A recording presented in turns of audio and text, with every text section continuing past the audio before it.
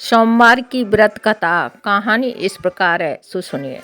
किसी नगर में एक धनी व्यापारी रहता था। दूर दूर तक उसका व्यापार फैला हुआ था। नगर के सभी लोग उस व्यापारी का सम्मान करते थे। इतना सब कुछ संपन्न होने के बाद भी वह व्यापारी बहुत दुखी था, क्योंकि उसका कोई पुत्र भी नहीं था, जिस कारण अपनी मृत्यु के पश्चात व्यापार के उत्तराधिकारी की चिंता उसे हमेशा सताती रहती थी। पुत्र प्राप्ति की इच्छा से व्यापारी प्रत्येक सोमवार भगवान शिव की व्रत पूजा किया करता था और शाम के समय शिव मंदिर को जाकर शिवजी के सामने घी का दीपक जलाया करता था। उसकी भक्ति देखकर माँ पार्वती प्रसन्न हो गईं और भगवान शिव से उस व्यापारी की मनोकामना पूर्ण करने का निवेदन करती हैं। भगवान शिव बोले, इस संसार में सबको उसके कर्म के अनुसार फल की प्राप्ति होती है। जो प्राणी जैसा कर्म करते हैं उन्हें वैसा ही फल में प्राप्त होता है। शिवजी द्वारा समझाने के बावजूद माँ पार्वती नहीं मानी और उस व्यापारी की मनोकामना पूर्ति हेतु वे शिवजी से बार बार अनुरोध करती रहीं। अनंत माता के आग्रह को देखकर भगवान भोलेनाथ उस पर व्यापारी को पुत्र प्राप्ति का वरदान देना पड़ा।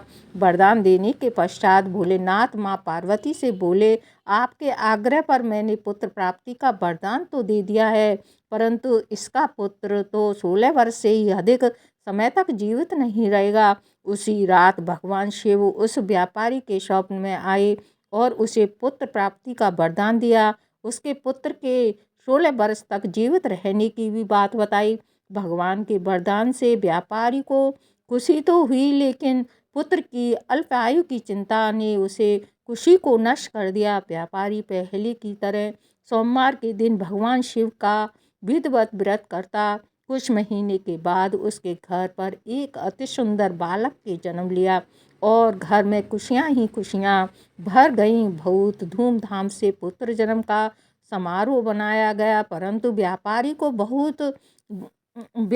को पुत्र जन्म की अधिक खुशी नहीं हुई, क्योंकि उसे पुत्र की अल्प आयु के रहस्य का पता चल गया था। जब पुत्र 12 वर्ष का हुआ तो व्यापारी ने उसे उसके मामा के साथ पढ़ने के लिए बनारस भेज दिया। उसका लड़का अपने मामा के साथ शिक्षा प्राप्ति हेतु चल दिया। रास्ते में जहाँ भी मामा भांजे विश्राम हेतु रुकते, वहीं यज्ञ करते और ब्राह्मणों को भोजन कराते। लंबी यात्रा के बाद मामा भांजे एक नगर में पहुँचे।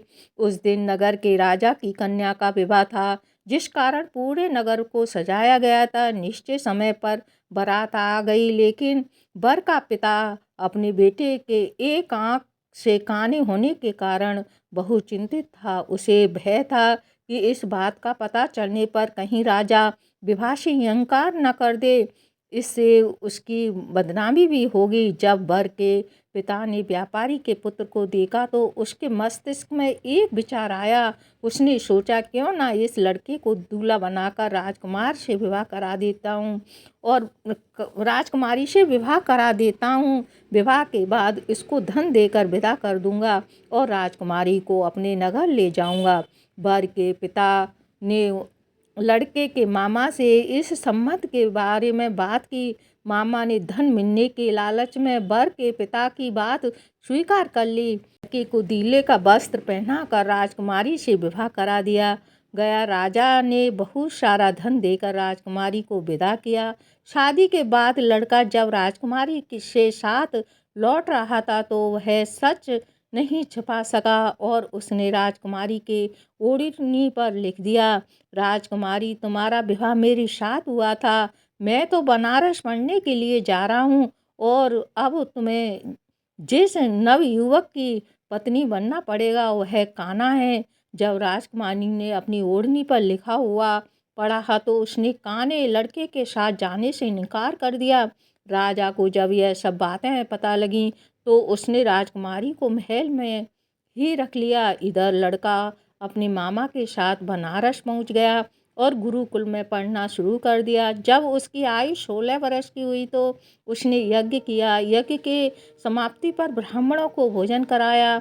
खूब अन्न वस्त्र दान दिए। रात को वह अपने शयन कक्ष में सो गया। शिव के वरदान के अनुसार शयन व्यवस्था में ही उसके प्राण फखेड़ उड़ गए। सूर्योदय पर मामा भांजे को देखकर रोने पीटने लगा। आसपास के लोग भी एकत्रित हो गए, दुख प्रकट करने लगे। लड़के के मामा रोने विलाप करने के स्वर समीप से गुजरते हुए भगवान शिव और माता पार्वती ने भी सुने। माता पार्वती ने भगवान से कहा, प्राणनाथ, मुझे इसके रोने के स्वर सहन नहीं हो रहे हैं। आप इस व्यक्ति के कष्ट को अवश्य दूर करें। भगवान शिव ने माता पार्वती के साथ अदृश्य रूप में समीप जाकर देखा तो भोलेनाथ माता पार्वती से बोले, यह तो उसी व्यापारी का पुत्र है जिसे मैंने 16 वर्ष की आयु का वरदान दिया था। उसकी आयु पूरी हो गई है। माँ पार्वती ने फिर भगवान शिव से निवेदन कर उस बालक को जीवन देने का आग्रह किया। माता पार्वती की आग्रह पर भगवान शिव ने उस लड़के को जीवित होने का वरदान दिया और कुछ पल में ही वह जीवित हो उठा। शिक्षा समाप्त करके लड़का मामा के साथ अपने नगर की ओर चल दिया।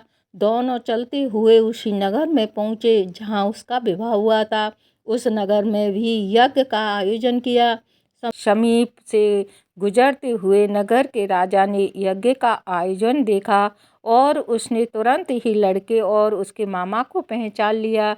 यज्ञ के समाप्त होने पर राजा मामा और लड़के को महल में ले गया और कुछ दिन उन्हें महल में रखकर बहुत सा धन, वस्त्र और आदि देकर राजकुमार के साथ विदा कर दिया।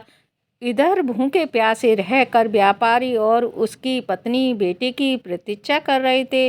उन्होंने प्रतीक्षा कर रखी थी कि यदि उन्हें अपने बेटे की मृत्यु का समाचार मिला तो दोनों अपने प्राण त्याग देंगे।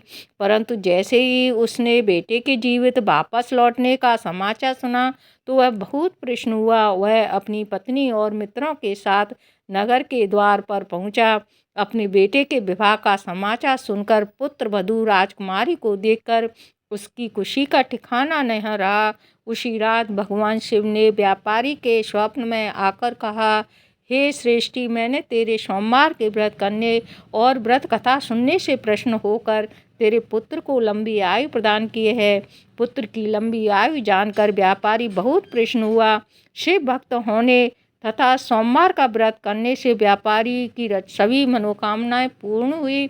इसी प्रकार जो भक्त सोमवार का विधिवत व्रत करते हैं और व्रत कथा करते हैं उसकी सारी मनोकामनाएं पूरी होती हैं। कहानी पसंद आई हो तो लाइक करना, सब्सक्राइब करना। धन्यवाद।